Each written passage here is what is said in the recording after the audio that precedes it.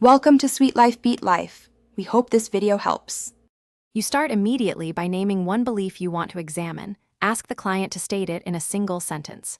Once done, set a short 10-15-minute focus window so the work stays manageable. Make sure to explain the goal. Explore evidence, not prove rightness. Ask one open question to open thinking, then pause and listen. This primes curiosity and reduces defensiveness. You're shifting from telling to guiding, which is the heart of Socratic practice.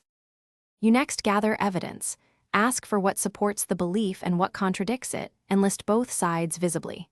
Once both lists exist, probe assumptions with targeted prompts like, "How do you know that?" And, "Could there be another explanation?" Make sure to slow down so the client examines thinking patterns. Then co-generate 2 or 3 alternative explanations. Test each against the evidence. This step builds cognitive flexibility and prepares for behavioral experiments or reappraisal. You finish by summarizing the shift, what changed and why it matters, then agree on one small test or a thought record to try between sessions. Once done, set a measurable follow-up, when you'll check progress and what you'll measure. Make sure to plan for obstacles. If strong emotion blocks the process, pause, validate feeling, and use grounding before returning to questions. This preserves safety and keeps the Socratic method collaborative rather than confrontational. Thanks for watching. Consider subscribing if we helped you.